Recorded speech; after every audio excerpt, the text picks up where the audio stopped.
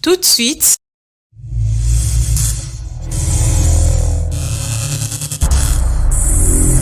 le journal.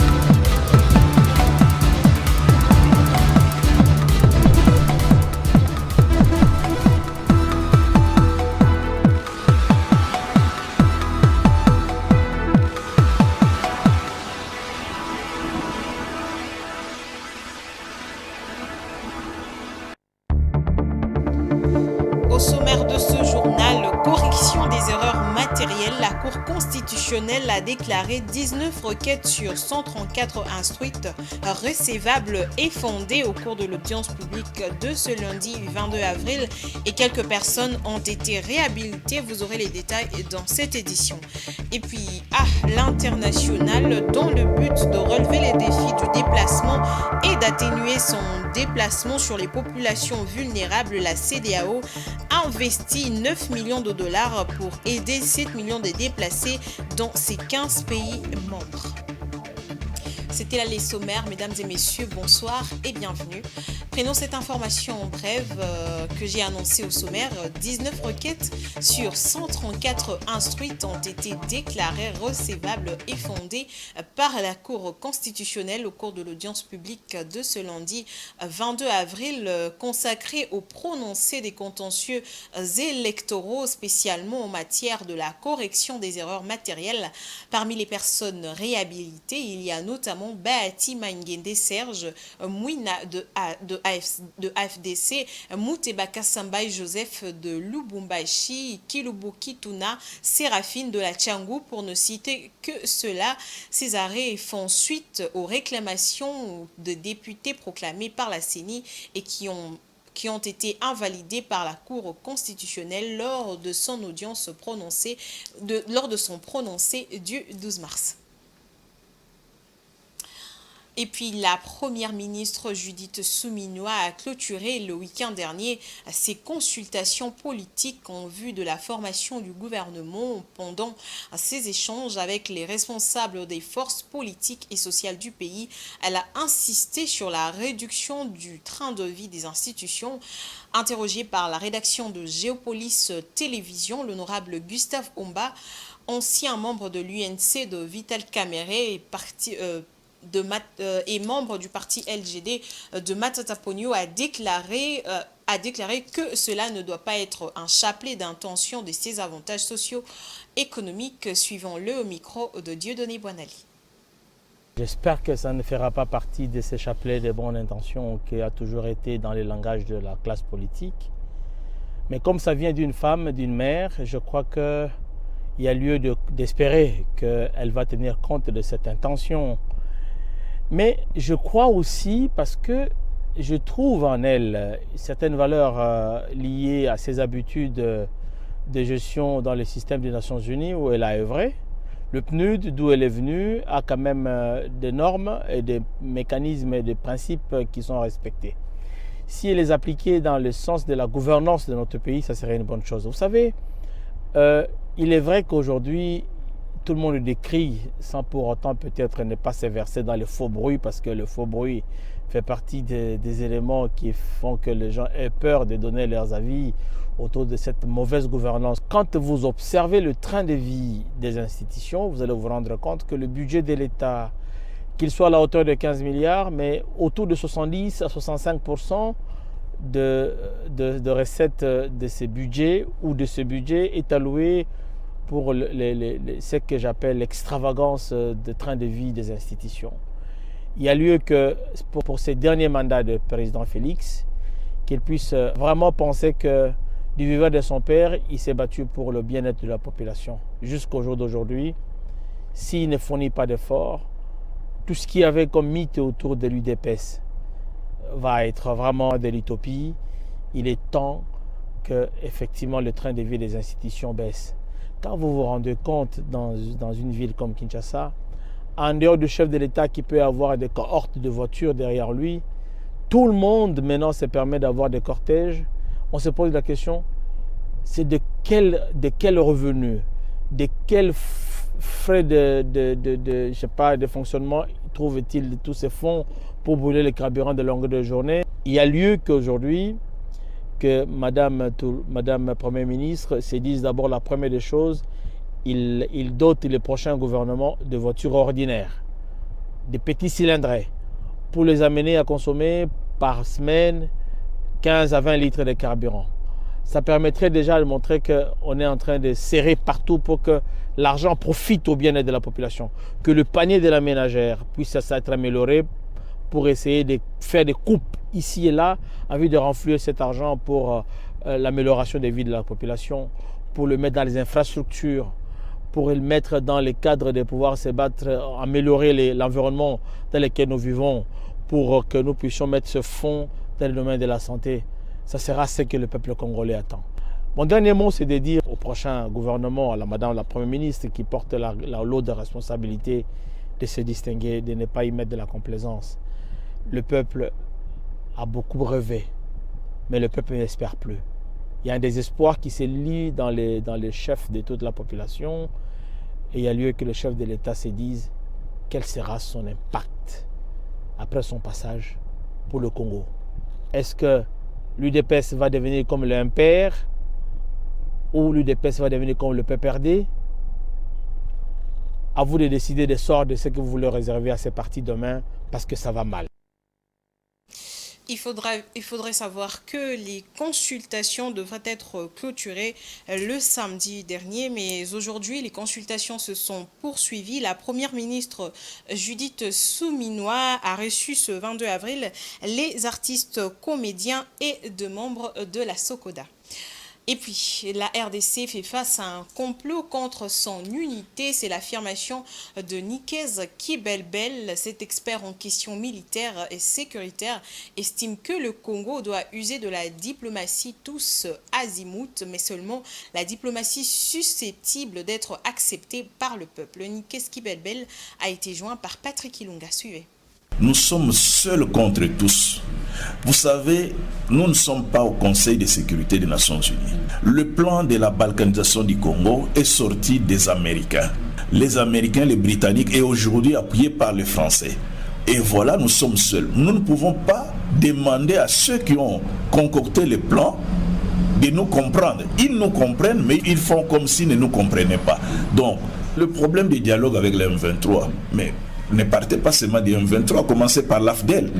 Il y a autant, nous avons dialogué, nous avons fait les 1+4, les brassages, les mixages, mais l'éternel recommencement. Donc, le vrai problème, ce n'est pas le dialogue avec le M23, qui est une marionnette du Rwanda. Le vrai problème, c'est le dialogue, la réconciliation au Rwanda entre Hutu et Tutsi. C'est ça le vrai problème. Une fois que le Rwanda se réconcilie, la paix sera automatique dans toute la sous-région. Alors, notre diplomatie n'est pas faible. C'est-à-dire qu'il y a un mur. Notre diplomatie se heurte à un mur qui ne veut pas comprendre.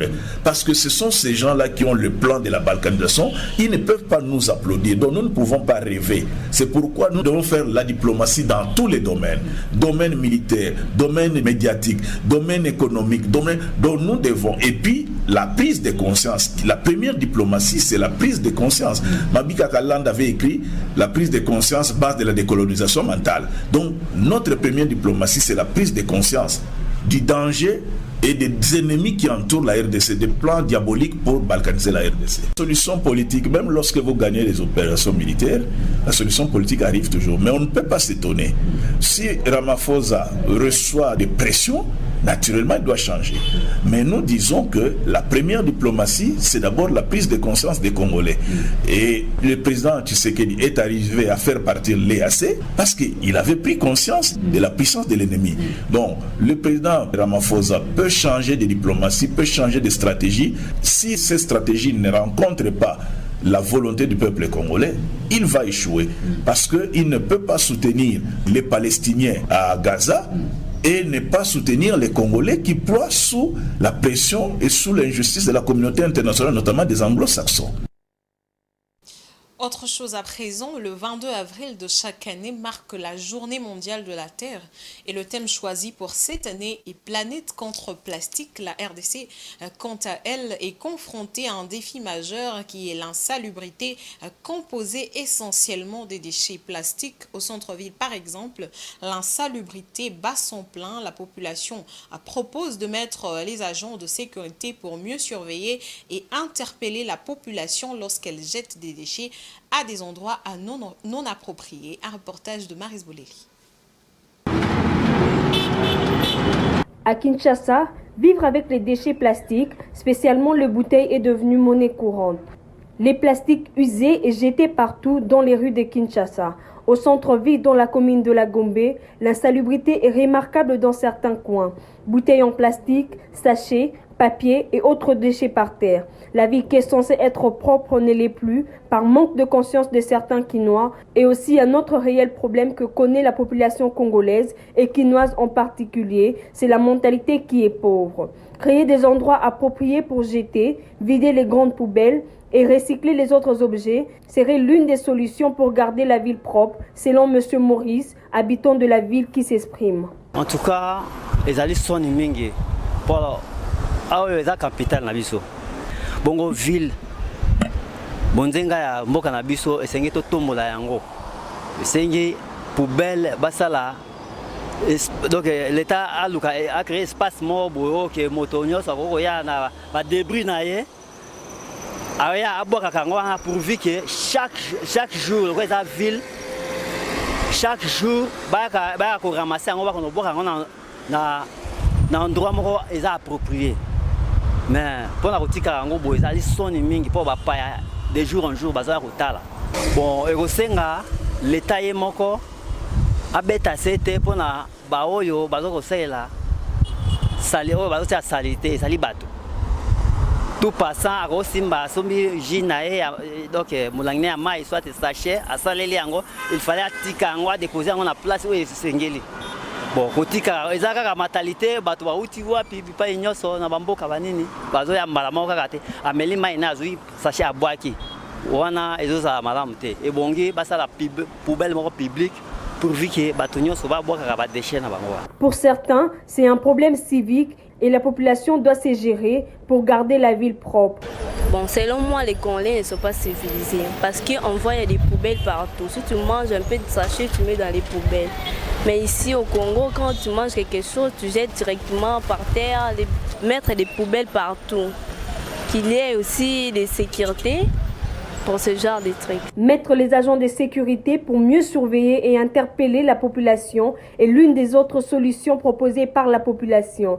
Les autorités compétentes sont donc appelées à mettre fin à l'insalubrité dans les rues du centre-ville, car cela salit davantage l'image de la ville de Kinshasa, qui est déjà dans une bataille pour maintenir sa propreté.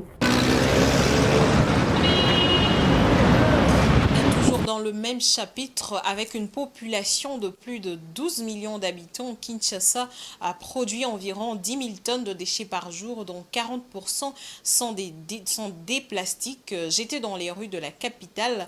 À côté de ceux qui polluent, certains Kinois s'y sont adonnés au tri et la collecte des bouteilles plastiques pour le recyclage. Ceci constitue une opportunité d'affaires pour de nombreuses personnes qui les vendent à une entreprise de la place. Francine Moukeba pour ce reportage. Parmi les métiers en vogue dans la capitale Kinshasa, on compte celui des ramasseurs de déchets plastiques. Jeunes et vieux, hommes et femmes, de nombreux Kinois s'adonnent désormais à cette activité dans la plupart des cas pour subvenir à leurs besoins et ceux de leur famille en l'absence d'emplois mieux rémunérés. Chaque matin, on les voit sillonner les rues de la capitale en quête du précieux sésame qu'ils revendent auprès de quelques rares sociétés de recyclage. Selon Paty qui nage dans la quarantaine d'âge, un des ramasseurs rencontrés dans la commune de Lingwala sur l'avenue de la démocratie, ce travail, quoique pénible, lui procure le revenu nécessaire pour sa survie. Bon, ils ont un bénéfice, ce qu'on a géré mbongo na, ce qu'on a géré te bénéfice na ngezate. Bon, banda bandi musalo yo, na otang sabana na musalo yo, moi si na osunga pe ba bokilo na musalo yo. Na ofute la pendaku na pe na ba ferme misu na osala na mbonga milangi. Ces ramasseurs font cependant face à plusieurs difficultés, notamment le manque d'outils de protection hygiénique, alors qu'ils sont de temps à autre obligés de fouiller dans les ordures pour en tirer les bouteilles plastiques. Bon, musala epesa biso mwa pasi po nini esengaka ndenge to dinda na ba kalamu esenga bongi to zana ba intérieur ba buti ba gant. Mbe ba gant ezate to kendeka ko simba ba milangi bongo. Ba milangi misu tozozwa mama suba esengo so paka masuba eloko epesa mwa pasi ngwana. Bon, nga par jour se milangi zana kalamu ebele par jour na betaka 20 sacs nga moko. En cette période marquée par les gangitismes urbains, les superviseurs du site Kintoko, une des sociétés de recyclage, toujours dans la commune de Lingwala, invitent particulièrement les jeunes Koulouna à plutôt s'investir en eux dans ce travail pour à la fois voir de quoi survivre, mais aussi pour rendre la ville saine et vivable. Donc, qui ne risque rien n'a rien. Donc, il faut qu'on travaille. Il n'y a pas de saut métier. Donc, Moussala, ils ont foutu et peu importe, mais l'argent n'a pas d'odeur quand on est en français. Mais il y a des bêtises, tout le monde a des machettes, tout ça là. Pourquoi pas travailler le roi, fournisseur, pour une certaine opinion, la population quinoise doit être sensibilisée sur les tri des déchets ménagers de manière à permettre à ces ramasseurs de ne pas prendre beaucoup de risques sanitaires lors de la récolte des bouteilles plastiques. En sport, belle moisson des léopards boxe au tournoi international Mandela African Boxing Cup 2024. L'équipe nationale de la RDC a terminé en première position sur 22 participants. Les fauves congolais ont raflé 19 médailles au total. Blaise Kouzola au commentaire. Les boxeurs de la République démocratique du Congo ont réalisé de belles performances lors du tournoi international Mandela African Boxing Cup déroulé en Afrique du Sud. Les athlètes congolais ont raflé 19 médailles, dont 10 en or, permettant ainsi au Grand Congo de finir en tête sur le 22 pays participants.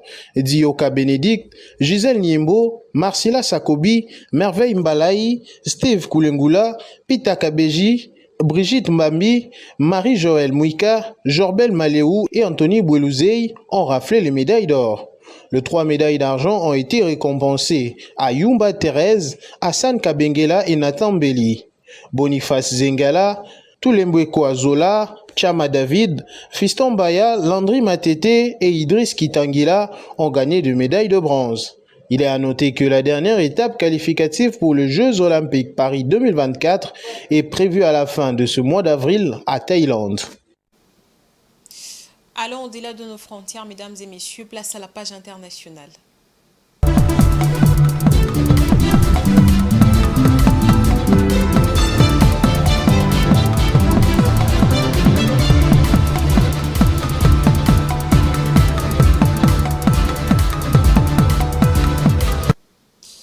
La CEDEAO a investi 9 millions de dollars en 2024 pour aider 7 millions de déplacés internes et apatrides dans ces 15 pays membres dans le but de relever les défis du déplacement et d'atténuer son impact sur les populations vulnérables. Entre 2023 et 2024, plus de 26 millions de dollars ont été alloués à des activités humanitaires en Afrique de l'Ouest. Edouard Funda.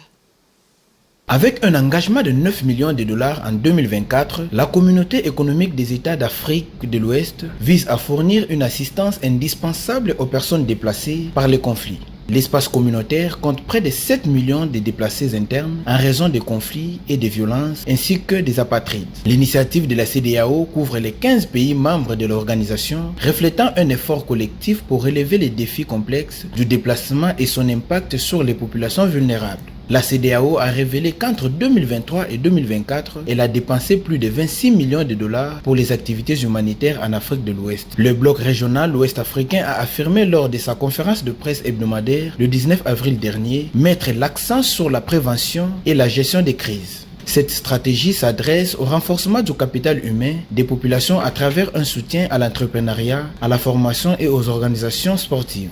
Définie en 2012, la politique humanitaire de la CEDEAO vise à standardiser la pratique de l'action humanitaire au sein des États membres. Elle s'articule autour de 4 domaines prioritaires, à savoir les conflits, les catastrophes naturelles, les catastrophes anthropiques, les migrations mixtes et la protection des réfugiés.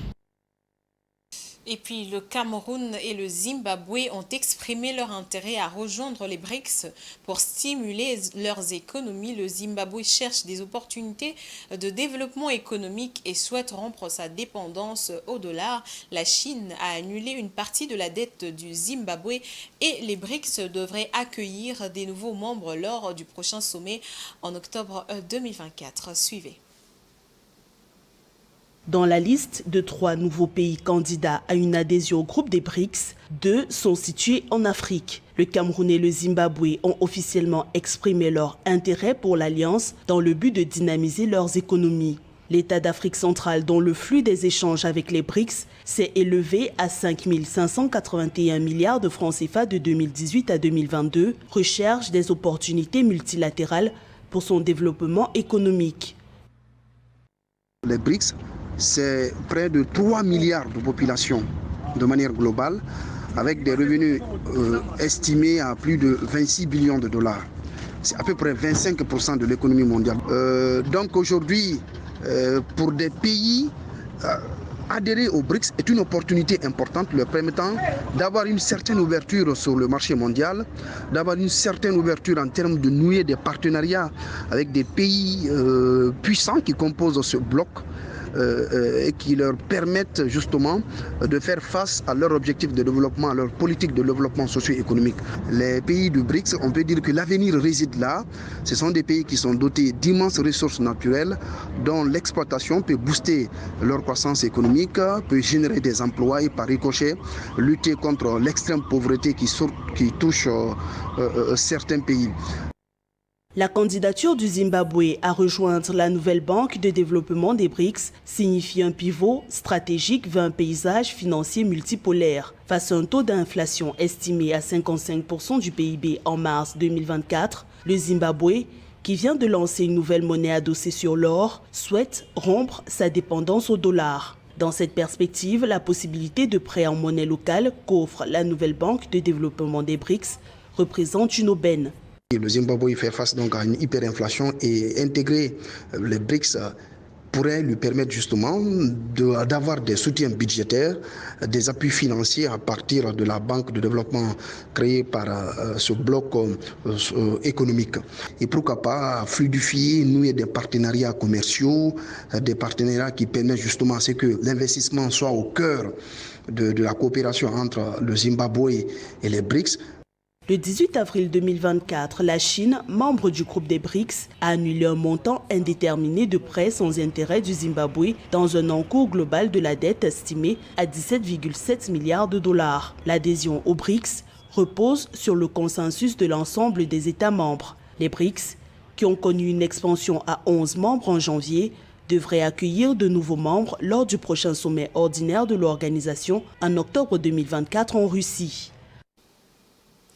Mesdames et messieurs, l'actualité se poursuit dans ce journal avec la lecture des journaux qui ont paru aujourd'hui dans la ville de Kinshasa.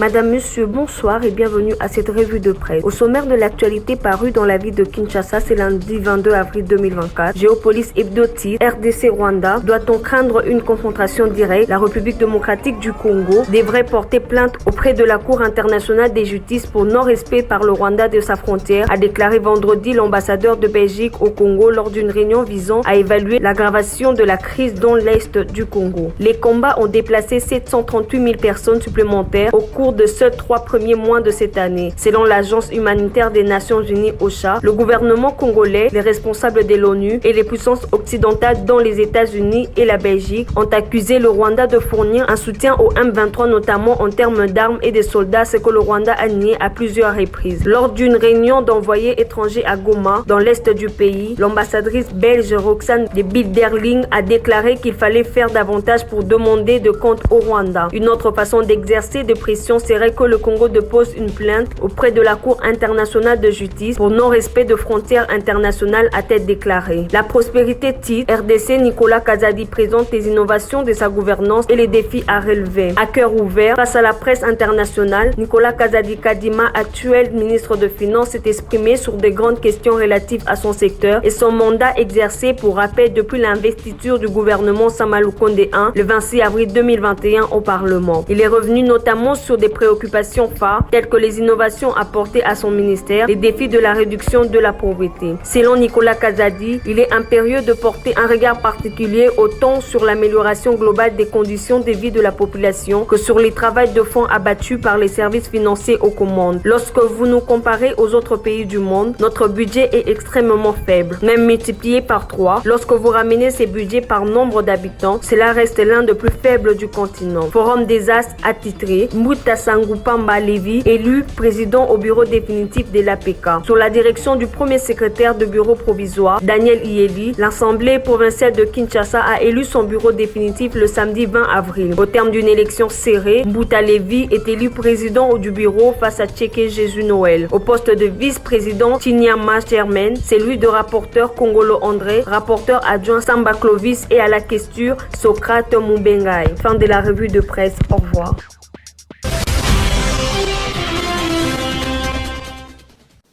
C'est la fin de ce journal, mesdames et messieurs. Quant à moi, je vais vous rappeler les différents titres. Correction des erreurs matérielles, la Cour constitutionnelle a déclaré 19 requêtes sur 134 instruites recevables et fondées au cours de l'audience publique de ce lundi 22 avril. Et quelques personnes ont été réhabilitées. Et à l'international, dans le but de relever les défis du déplacement et d'atténuer son déplacement sur les populations vulnérables, la CEDEAO investit 9 millions de dollars pour aider 7 millions de déplacés dans ces 15 pays membres. Ce journal est complètement terminé. Merci à vous de l'avoir suivi et bonne suite de programme chez vous.